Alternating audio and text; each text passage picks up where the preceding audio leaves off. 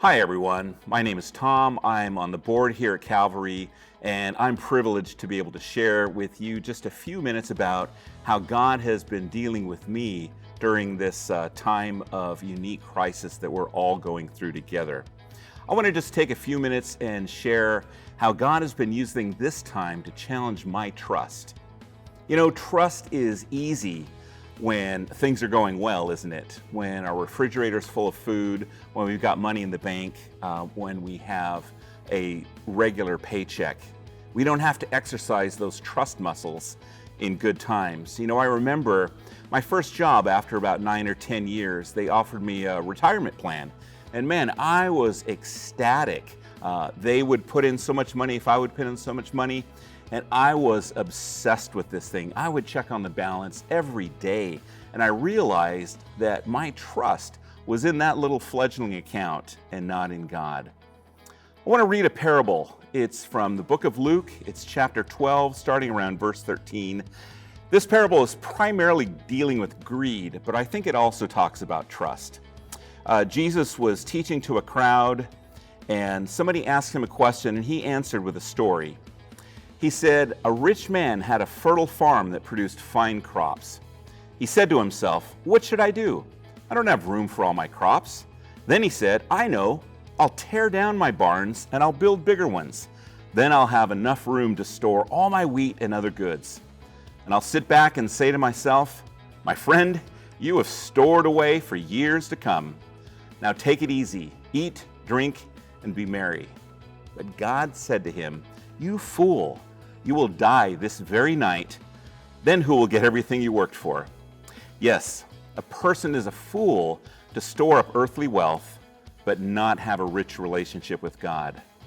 You know, there's nothing wrong with accumulating wealth. The problem is when it becomes our primary focus. Look at these words. This person, he says, "I have enough stored away for years to come, so I can take it easy. I'll eat, drink, and be merry."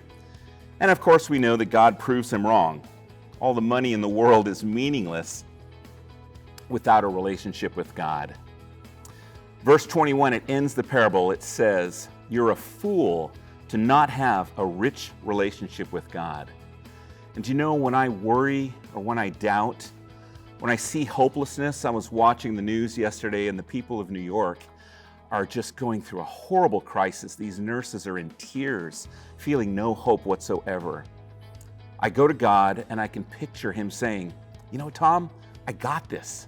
I got this. Don't worry." I'm sure God's grammar is better than mine.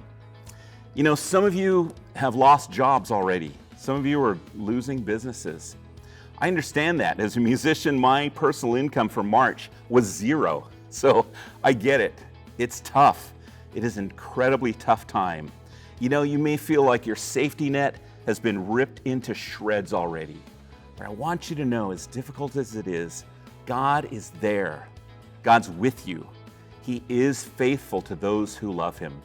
And that is more secure than any bank statement you could ever get. You know, my heart aches for the victims of the fires in California that we saw last year. In some cases, in just a matter of minutes, families lost everything they had. They were left with nothing but literally the clothes on their back.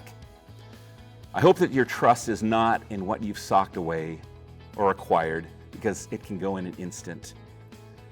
But hopefully our trust, and my trust, is in God, who is never surprised, who knew this was coming, and who has it under control. And remember, this God is crazy in love with you and me. He loves with an amazing love. So take heart and take hope. Let's use this opportunity to exercise those dormant trust muscles. I'd encourage you to join us Sunday as we're streaming again, Palm Sunday. You can go to our website, calvarymanteca.org. There are links there. See us on Facebook. Thank you for letting me be a part of your day. God bless.